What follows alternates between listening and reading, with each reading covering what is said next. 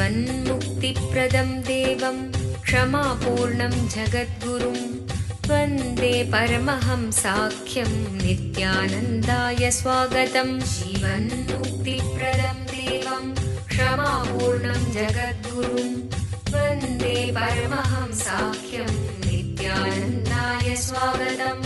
आनन्दानुभवास्वादं सर्वरोगनिवारकं वन्दे पापविनाशक्तं नित्यानन्दाय स्वागतम्। आनन्दानुभवास्वादं सर्वरोगनिवारकं वन्दे पापविनाशक्तं नित्यानन्दाय स्वागतम्। नित्यमुक्तं निर्विकल्पं ध्यानलोकप्रदीपकम्। பரமஹம்ச நித்யானந்தர் கோடிக்கணக்கான பக்தர்கள் வழிபடும் ஓர் ஆன்மீக சக்தி. ஆன்மீக இயக்கத்தை உலகமெங்கும் நிறுவி வழிநடத்தும் ஆன்மீக வழிகாட்டி. வேத கலாச்சாரத்திற்கு மறுமலர்ச்சியூட்டும் ஓர் முன்னோடி. ஆன்மீக நகரமாம் திருவண்ணாமலையில் அவதரித்த அவதார புருஷர். இவர் பிறவியால் ஒரு யோகி. ஆன்மீக ஆய்வு பயணங்களை துணிச்சலோடு மேற்கொள்ளும் நவீன கால குருநாதர். தெய்வீக ஆற்றலின் அடையாளம். கோடிக்கணக்கானவர்களுக்கு உத்வேகமளிக்கும் ஆனந்த சக்தி. யோக அறிவியலின் உள்ளார்ந்த சத்தியங்களை தம்முள் கண்டுணர்ந்த யோக புருஷர். மெய்ஞானத்தை விஞ்ஞான ரீதியாக ஆராய்ச்சி செய்யும் மெய்ஞான விஞ்ஞானி. ஞானம் அருளும் வாழும் குருநாதர். கோடிக்கணக்கான சீடர்களால் பின்பற்றப்படும் ஞான குரு. ஞான களஞ்சியம். ஆனந்தத்தை தம் சிரிப்பால் பகிரும் ஆன்மீக பேரலை. ஈடு இணையற்ற தீட்சை அளிக்கும் அவதார சக்தி. ஆனந்த வாழ்விற்கு தேவையான அனைத்து ஜீவன் முக்த சத்தியங்களையும் வெளிப்படுத்தும் சத்குருநாதர். வாருங்கள், உங்களால் மறக்க முடியாத ஆன்மீக அனுபூதியை பெறுங்கள். வேத வேதாந்த சம்வேத்யம் தேவதேவி ஸ்வரூபிணம் வந்தே வடபலாஷிஸ்தம் நித்யானந்தாய ஸ்வாகதம். அருணகிரீத்யாख्यं त्वां महाभाव सुयोगिनं वन्दे पूर्णावतारं शं नित्यानन्दाय स्वागतम्.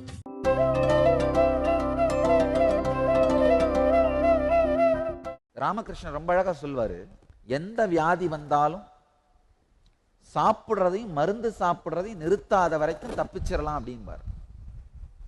ஆனா சில வியாதிகள் வந்தா சாப்பிடவே முடியாது, மருந்தே சாப்பிட முடியாது. அப்ப யாருமே உங்களை காப்பாற்ற முடியாது. அதே மாதிரிதான் எப்பேற்பட்ட குழப்பம், எப்பேற்பட்ட உளைச்சல், எப்பேற்பட்ட அலைச்சல், எப்பேற்பட்ட துக்கம் வருமானாலும் குருவின் சாநித்தியமும் அவர் வார்த்தைகளை கேட்கின்ற பக்குவமும் இருக்குமானால் உங்களை காத்து விடலாம். ஆனால் குருவின் சாநித்தியமும் அவர் வார்த்தைகளை கேட்கும் பக்குவமும் இல்லாமல் போகுமானால் யாராலும் உங்களை காக்க இயலாது. அர்ஜுனன் என்னதான் மூடப்பிள்ளையாக இருந்தாலும் அர்ஜுனன் அதிர்ஷ்டசாலி பிள்ளை. ஒரே ஒரு விஷயத்தில் அவன் மிகப்பெரிய அதிர்ஷ்டசாலி. மூடத்தனம் சூழ்ந்த பொழுதும் குருவின் சாநித்தியத்தில் குருவின் பாதங்களில் வாழும் பாக்கியம் கிடைத்தது. அதாவது வியாதி வரும் பொழுதுதான் மருத்துவருடைய தேவை மிகவும் முக்கியம். அதே மாதிரி மன உளைச்சலும் மனோதுக்கமும் மன அலைச்சலும் வரும் பொழுதுதான் குருவின் சாநித்தியம் மிகவும் அவசியம். நல்ல ஆழமாக புரிந்து கொள்ளுங்கள்.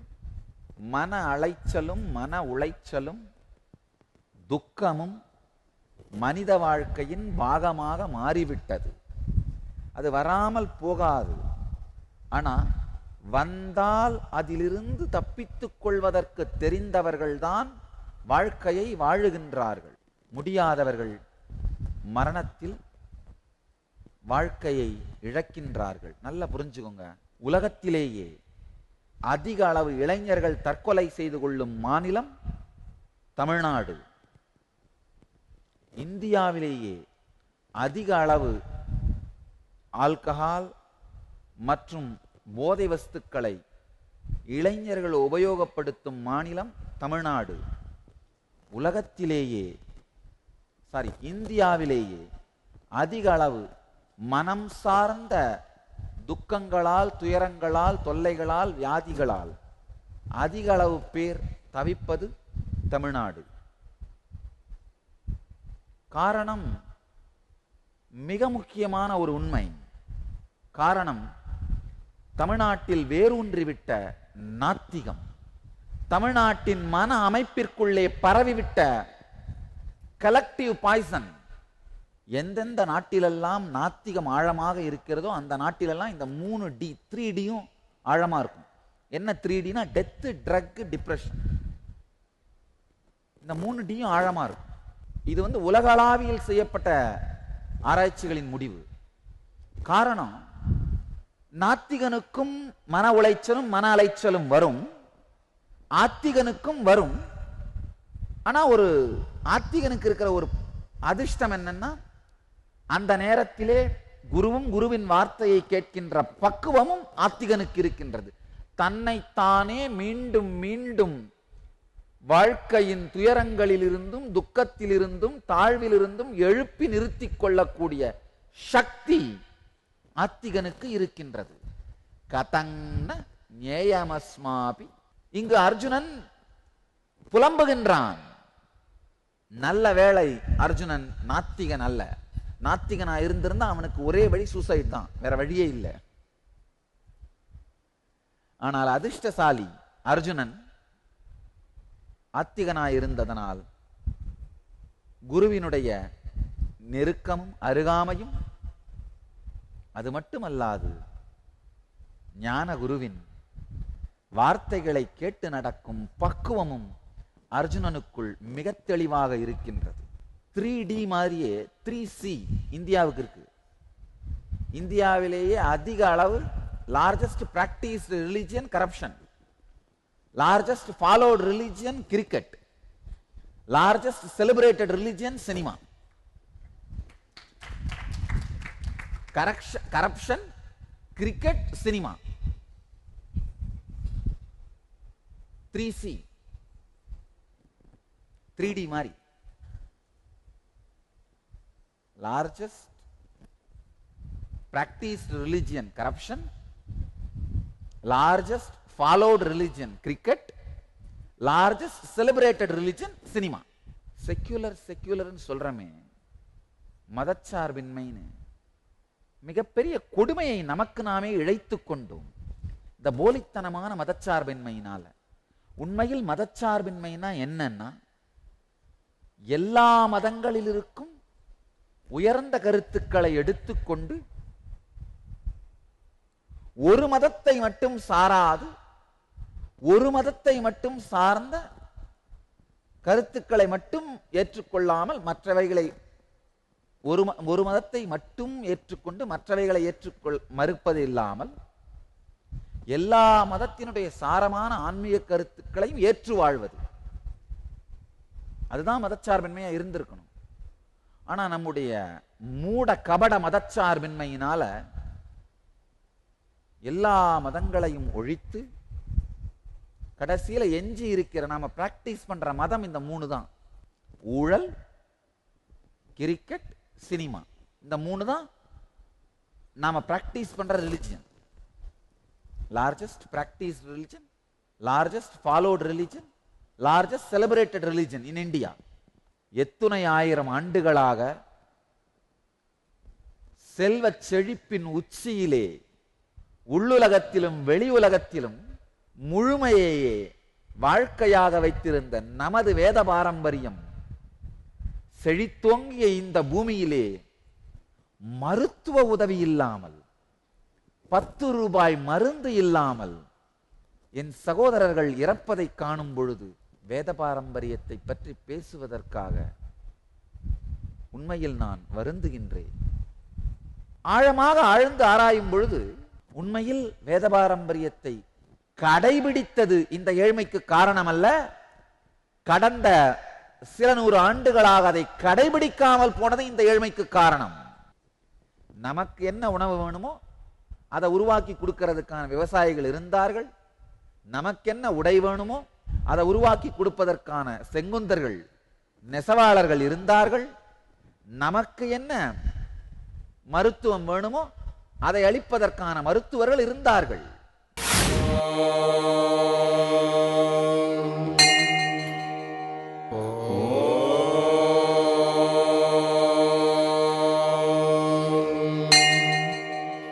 ஓம் நமோ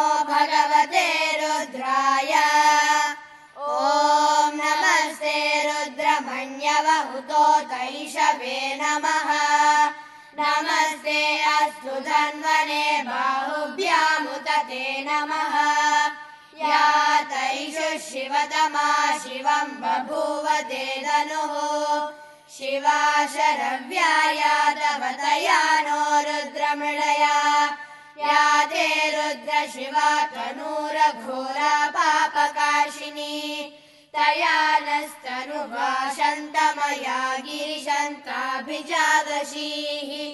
यामिषं गिरिशन्तः. நல்லா தெரிஞ்சுங்க, மருத்துவம் அப்படிங்கிறதே நம்முடைய நம்பிக்கையும் சார்ந்தது. ஆயுர்வேதம் நமக்கு நிச்சயம் உடலை சரி செய்யும்ன்ற நம்பிக்கை ஆழமா நமக்கு இருக்கிற வரைக்கும் ஆயுர்வேத மருந்து எடுத்த உடனே உடம்பு நல்லாயிடும்.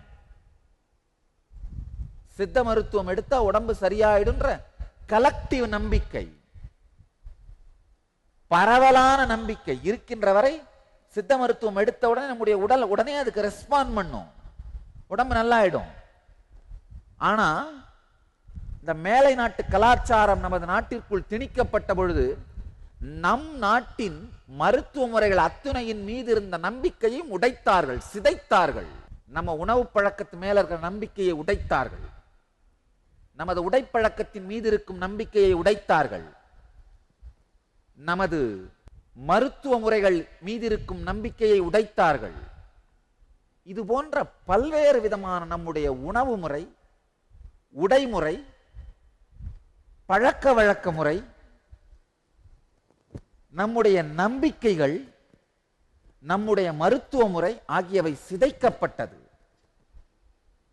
இப்ப நம்ம மருத்துவ முறையை சிதைச்சிட்டு அவங்க மருத்துவ முறையை அறிமுகப்படுத்துற உடனே அப்ப அந்த மருத்துவ முறையில் பயிற்றுவித்த கைதேர்ந்த வைத்தியர்கள், அதற்கு தேவையான மிஷினரிஸ், இயந்திரங்கள், மருந்துகள், இது எல்லாவற்றிற்கும் அவர்களிடம் கையேந்தி பிச்சை ஏந்த வேண்டிய நிலைமைக்கு நாம் தள்ளப்பட்டோம். அதாவது நம்முடைய நம்பிக்கை முறை அது உடைக்கப்பட்டு விட்டது. என்னுடைய வாழ்க்கையில நான் தெளிவா சொல்றேங்க. அதாவது ஒரு 10 வயசு இருந்தப்போ வியாதினா என்ன, மருத்துவம்னா என்ன அப்படின்னு எனக்கு இருந்த மன கருத்து, நம்பிக்கை, எனக்கு தெரிஞ்சதெல்லாம் என்னன்னா, என்ன இருக்க போது, என்ன வரப்பொழுது, என்ன வந்தாலும் லோக்கல்லையே 2-3 வைத்தியர்கள் இருப்பார்கள், அந்த தெரு மூலையில ஒருத்தர் இருப்பார், இல்ல பக்கத்து கிராமத்துல ஏதாவது ஒரு பாட்டி பச்சளை கொடுக்கும், இந்த 2-3 பேர்ட்ட போனா சரியாயிடும் அப்படிங்கிற ஒரு தெளிவான நம்பிக்கை. கைகால் உடைஞ்சதுன்னா புத்தூர் போனா சரியாயிடும், ஒரு ஆழமான கருத்து. நானே பார்த்திருக்கிறேன், பல ஆயிரக்கணக்கான பேர் நகரி புத்தூர் போறதையும் சரியாய் வர்றதையும். இந்திய பாரம்பரிய மருத்துவம், திருப்பதி மலையிலே வெங்கடேசனே நேரடியாக ஒரு பக்தருக்கு தரிசனம் கொடுத்து அளித்த மருத்துவ முறை இந்த நகரி புத்தூரிலே இருக்கிற கட்டுப்போடும் முறை நானே பார்த்திருக்கிறேன். ஆனா இப்போ கடந்த 20 ஆண்டுகளில் சொசைட்டியோட சேஞ்ச், இப்ப என்னுடைய வியாதி மருத்துவம் அப்படிங்கறத பத்திய கருத்தே மாறிடுச்சு. கலெக்டிவான ஒரு நம்பிக்கையே போயிருச்சு நம்முடைய பாரம்பரிய வைத்தியத்தின் மீது. அப்ப நேச்சுரலா என்ன ஆகுது, நம்முடைய தேவைக்கான சப்ளை இல்லாம போயிட்டோம். அதாவது முதல்ல நம்முடைய உணவு முறைக்கு என்னென்ன வியாதி வருமோ அந்த வியாதிக்கு மருந்துகளை கண்டுபிடித்து அதை கொடுக்கின்ற மருத்துவர்களை நமது சமுதாயம் போதுமான அளவுக்கு வைத்திருந்தது. ஆனா இன்னைக்கு பூச்சி மருந்தும் ரசாயன உரங்களும் இடப்பட்ட மேலை நாட்டு முறையில் தயாரிக்கப்பட்ட உணவு நம் மீது திணிக்கப்பட்டிருக்கிறது. அவர்களுடைய உடை முறை நம் மீது திணிக்கப்பட்டிருக்கிறது. அவர்களுடைய வாழ்க்கை போக்கு நம்மீது திணிக்கப்பட்டிருக்கிறது. இயற்கையிலேயே அவர்களுக்கு வருகின்ற வியாதிகள் நம்மீது திணிக்கப்பட்டிருக்கிறது. ஆனால் நம்முடைய பாரம்பரிய மருத்துவ கலைகளுக்கு இந்த வியாதிகள் எல்லாம் புதியவை. அப்ப நம்ம என்ன பண்ண வேண்டியதா இருக்கு, மருத்துவத்திற்கும் மருத்துவர்களுக்கும் மருந்துகளுக்கும் இயந்திரங்களுக்கும் அவர்களிடம் கையேந்த வேண்டிய நிலைக்கு ஆளானோம். கொடுமை, பெரிய கொடுமை. அதனால்தான் நமக்கு வறுமை வந்ததே தவிர நம்முடைய வேத பாரம்பரியத்தை கடைபிடித்ததனால் வறுமை வரவில்லை. புள்ளி விவரங்களை பார்க்கும் பொழுது எனக்கு கண்கள் எல்லாம் கலங்குகின்றது. ஐயோ, எவ்வளவு பெரிய பாரம்பரியம்! நாம் 10,000 ஆண்டுகளாக நமது வாழ்க்கை முறையை உயிரோடு வைத்திருக்கின்ற பாரம்பரியம். ஒரு சின்ன உதாரணத்துக்கு சொல்லணும்னா, உங்க ஊரோட பேர்லாம் இருக்கு பாருங்க. இப்ப திருவண்ணாமலை, பழனி, சிதம்பரம், இந்த ஊரின் பெயர்கள் எல்லாமே எத்தனை ஆயிரம் ஆண்டுகள் பழையது என்று யாருக்கும் தெரியாது. சங்ககால நூல்களில் கூட இந்த ஊர்களின் பெயர்கள் தெளிவாக குறிக்கப்பட்டிருக்கின்றது. அப்படின்னா இந்த இடங்களிலே இத்துணை ஆயிரம் ஆண்டுகளாக மனிதர்கள் வாழ்ந்து கொண்டிருக்கிறார்கள் அப்படிங்கிறதே சாதாரண விஷயம் இல்லை. இவ்வளவு பழைய மூத்த பாரம்பரியம் நமக்கு போய் மருத்துவம் கொடுக்க முடியாத வறுமையா? ஒரு அவதார புருஷரிடமிருந்து நேரடியான வழிகாட்டுதல் வேண்டுமா? பரமஹம்சருடன் நேருக்கு நேர். நித்யானந்தம், நித்யானந்தா ஹியர். இதோ உங்களுக்காக பரமஹம்ச நித்யானந்தர் நேரடியாக வழங்கும் ஒரு அரிய வாய்ப்பு.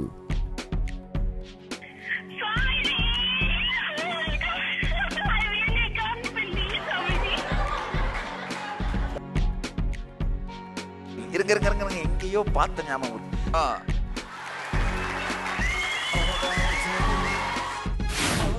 நான் மாடல் எக்ஸாம் நல்லா பண்ணோம், பயமா இருக்கு. இதே தெரிஞ்சு நீ சக்சஸ் ஆக போற, நான் பாத்துக்கிறேன். ஆனந்தமா இருக்கும், ஆனந்தமா இருக்கு.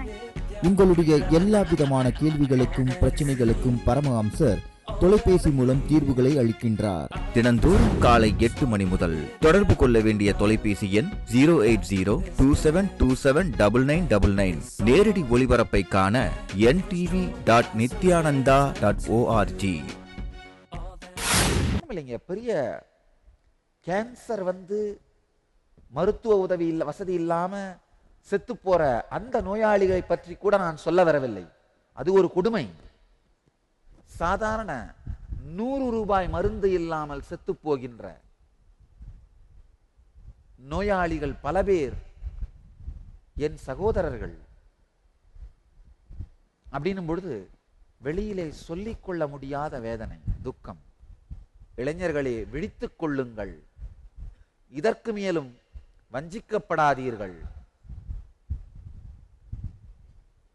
தெய்வ தமிழ் பாரம்பரியத்தை, தெய்வ தமிழ் கலாச்சாரத்தை, ஆயிரக்கணக்கான ஆண்டுகளாக உயிரோடு இருந்த தெய்வத்தமிழ் கலாச்சாரத்தை மீண்டும் உயிர்ப்பிப்போம். வாருங்கள். தமிழ் கலாச்சாரம் நாத்திகம் சார்ந்தது அல்ல, நாத்திகத்தை அடிப்படையாக வைத்ததும் அல்ல.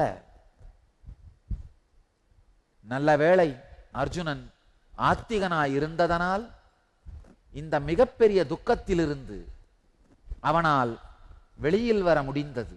உலகத்துல 2 விதமான மனிதர்கள் தான் இருக்காங்க. ஒண்ணு, அர்ஜுனன் மாதிரி துக்கம் வரும் பொழுது குருவை சார்ந்து, குருவின் வார்த்தைகளை சார்ந்து தன்னை மேலே எடுத்து வந்து கொள்ளுகின்ற ஜீவன்கள். 2வது, அழிந்து தன் வாழ்வை தானே சீரழித்துக் கொள்ளுகின்ற மூடர்கள். இந்த 2 பேர் தான் உலகத்துல இருக்காங்க. மொத்த மனித குலத்தையும் இந்த 2 விதத்துல பிரிச்சிடும். அர்ஜுனன் இப்ப தன்னுடைய புலம்பலை, ஒரு தன்னுடைய பிரச்சனையை உலகத்தோட பிரச்சனையா மாத்தி காட்ட முயற்சி பண்றான். அதாவது பிரச்சனையை பெரிதாக்குவது அர்ஜுனனுடைய கபடத்தனத்தின் இன்னொரு யுக்தி. தன்னுடைய பிரச்சனையை உலகத்தோட பிரச்சனை மாதிரி காமி, முடிச்சு போச்சு. தன்னுடைய பிரச்சனையை நாட்டின் பிரச்சனையாக மாற்ற முயற்சித்தல். இங்க பாத்தீங்கன்னா திடீர்னு அர்ஜுனன் தன்னுடைய பிரச்சனையை குலத்தினுடைய பிரச்சனையாக சொல்ல முயற்சிக்கின்றான். குலக்ஷயே பிரணஷ்யந்தி குலதர்மாசனாதனா. குலம் அழிந்தால் என்றென்றும் நிலைத்திருக்கும் குலதர்மங்கள் அழிகின்றன. தர்மநாசத்தால் குலம் முழுவதையும் அதர்மம் சூழுகின்றது. யாருடைய அழிவாலையும் எந்த குலமும் அழியறது இல்லைங்கய்யா. நீங்க மொத்தத்தையும் அழிச்சு முடிச்சாலும் மீதி இருக்கிற மக்கள் தானாகவே தங்களுடைய மன அமைப்பிற்கு ஏற்றாறு போல தனித்தனியாக தனித்தனி குலங்களாக தானாகவே வளர்ந்து விடுவார்கள், வளர்ச்சி அடைந்து விடுவார்கள். யாராலும் யாரழிந்தாலும் குலமெல்லாம் அழிந்து விடுவதில்லை. குலம் அழிந்தால் என்றென்றும் நிலைத்திருக்கும் குலதர்மங்கள் அழிகின்றன. தர்மநாசத்தால் குலம் முழுவதையும் அதர்மம் சூழ்கின்றது. அர்ஜுனன் பெரிய பெரிய நாடகம் எல்லாம் போடுறான். ஆனா நான் என்ன சொல்றேங்க, இந்த நாடகம்லாம் அர்ஜுனன் வேற யார்கிட்டயாவது போட்டுருந்தா பரவாயில்ல. நாடகங்களுக்கெல்லாம் மிகப்பெரிய நாடகமான இந்த உலக நாடகத்தையே நடத்துகின்ற கிருஷ்ணன், நடத்துவது மட்டுமல்ல நாயகனாகவும் தானே வந்து நடத்தும் கிருஷ்ணன், நாடகத்தை இயக்குவது மட்டுமல்லாமல் நாயகனாக நடிப்பதற்கும் தானே வந்தான். அந்த கிருஷ்ணனிடம் நாடகம் போடுகின்றான் அர்ஜுனன். பகவானுக்கு பொறுமை அதிகம். அதனாலதான் இந்த எல்லா புலம்பலையும் ரொம்ப பொறுமையாக கேட்கிறார். பகவானுடைய அளவில்லாத பொறுமையினாலே இவனுடைய மொத்த லூசுத்தனத்தையும் வார்த்தைகளால கொற்றதையெல்லாம் கேட்டுட்டு இருக்காரு. எல்லையில்லாத அன்பையும் எல்லையில்லாத பொறுமையையும் எம்பெருமான் இங்கு காட்டுகிறார். இதையெல்லாம் சொல்ல விடுவதன் மூலமாக என்னவோ பகவானுக்கு தெரியாததையெல்லாம் சொல்ற மாதிரி. அதர்மம் மிகும் பொழுது குலப்பெண்கள் கலங்கப்படுகிறார்கள். விருஷ்ணி குலத்தில் உதித்தவரே பெண்கள் தூய்மை கெடும் பொழுது சமுதாய பிரச்சனைகள் உண்டாகிறது. ஆஹா, பகவானுக்கு தெரியாதது இவருக்கு. வாழும் ஞானி பரமஹம்ச நித்யானந்தர் வழங்கும் கல்பத்தரு முழுநாள் தியான அனுபவ முகாம். கல்பத்தருவில் நீங்கள் பெறும் மனவளம், தீட்சையினால் உயிர்ப்பிக்கப்படும் குண்டலினி சக்தியின் அளப்பரிய ஆற்றலால் உலக அளவில் மனிதர்களை தாக்கும் மனோரீதியான நோய்களான மன அழுத்தம், மனச்சோர்வு, தூக்கமின்மை, பயம் மற்றும் பயத்தாக்குதல் ஆகிய பிரச்சனைகள் 100% குணமடைகிறது என்பது மருத்துவ ரீதியாக நிரூபிக்கப்பட்டுள்ளது. கல்பத்தரு தியான முகாமில் இந்த அதிசயத்தின் ஆழமான அனுபவத்துளி உங்களுக்குள்ளும் நிகழ்கின்றது. இந்த பலன்களை நேரடியாக பெற கல்பத்தரு தியான முகாமில் சந்திப்போம்.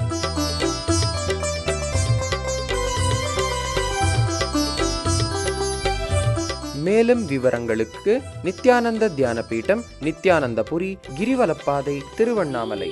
தொலைபேசி எண்கள் 7200003311, 7200003322, www.nityananda.org.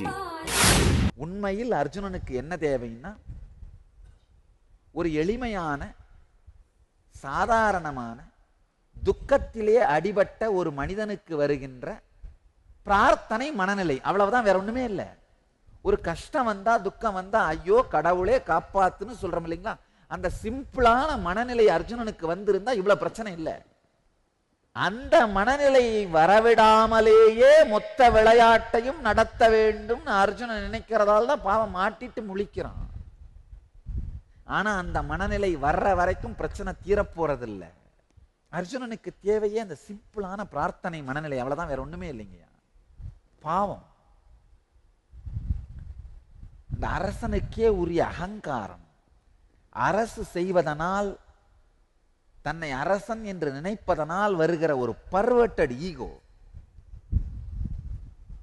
சத்திரிய தன்மையே ஒரு பர்வர்ஷன்.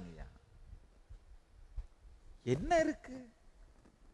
மனித குலத்திலே ஒவ்வொருவரும் புது புது தனித்தனி மலர்கள்.